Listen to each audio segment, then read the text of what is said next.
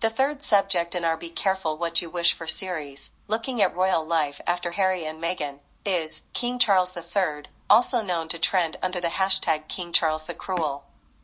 He is routinely reported to be jealous of other members of his family, and the charts and stats bear this out. Before we delve further into the topic, we invite those who haven't yet done so to hit the like button, subscribe, and click the notification icon to be notified when the next episode is uploaded. As our previous visitors will recall, we have established that King Charles and Catherine, Princess of Wales, are vying for the position of the royal that the public are most interested in, after the runaway frontrunners Harry and Meghan. Until the death of his mother and his subsequent coronation, Charles was lagging behind Catherine and vying for the bottom with her husband and his heir, William, Prince of Wales. This trend accords with the reports that Charles is often jealous because there are always others more popular than him in the royal circle.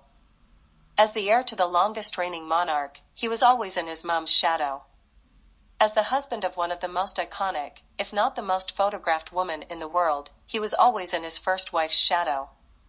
His divorce and the public exposure of his adultery with his now queen dropped him from relative obscurity into public hatred.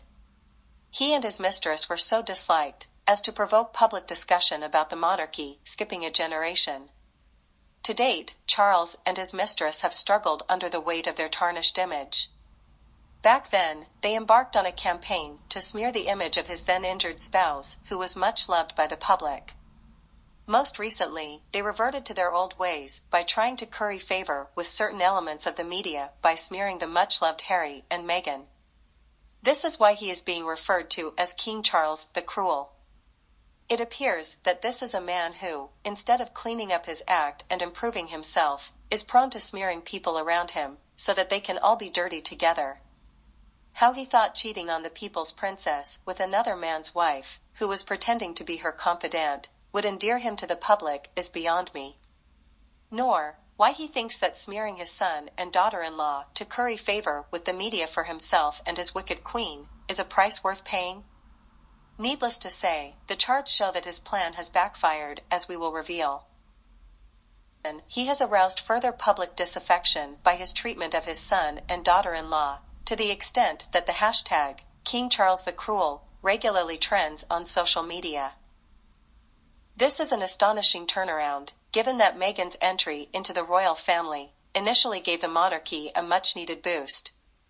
Public interest in the royal family began to soar to the heights that it attained with Diana's entry. You can see quite clearly from the charts that every member of the royal family, including Charles, received a boost from Harry and Meghan's wedding.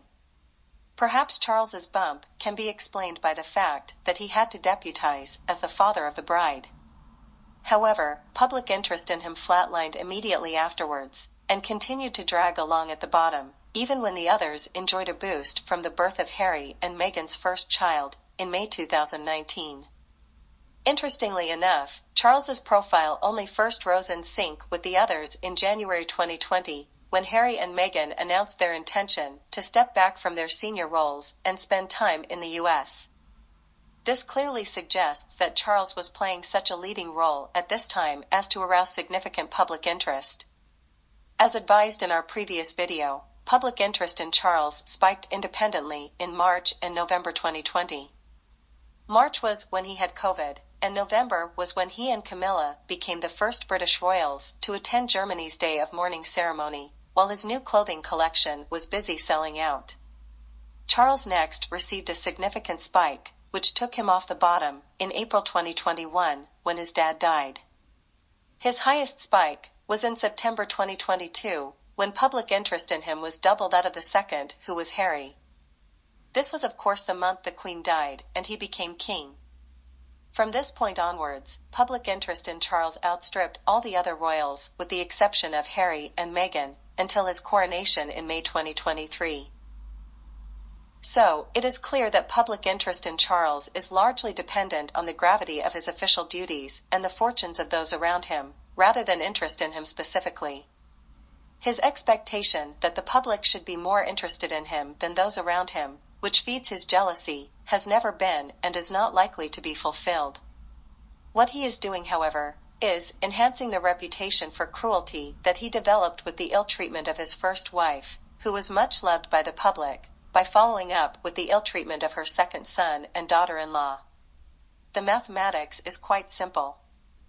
As long as a significant and growing portion of the public see him as being cruel to Harry and Meghan, he can never achieve the level of public adoration that he craves so badly, no matter what his courtiers tell him.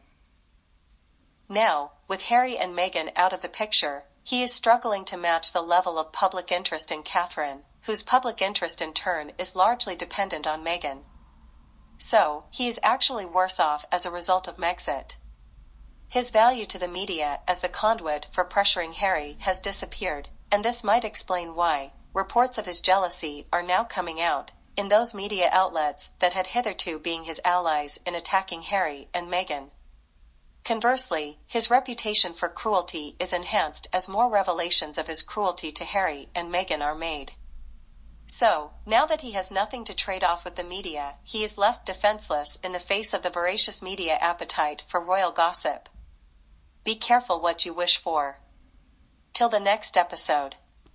When actually it's Harry and Meghan's war on the press and the media. That's and true. as they say at the start of episode 1, they say so many books and shows and stories have been written about us, we wanted to have our own say. And remember, the purpose of the PR office at the royal family is to keep the royals in the press all the time. So you have to remember, when I work in newsrooms, it's a fact that every anti-Harry and Meghan story comes from Kensington Palace. But why and if it comes from Kensington Palace, why are they briefing against their own grand? Well, okay, that's a very the idea. Why are there never any I think that's stories fascinating about Prince William? Well, William and Kate involved in briefing against them originally, I don't know. That's a good point. But having a war on the media, I don't know whether that's worth the candle. Lucy in Hampshire.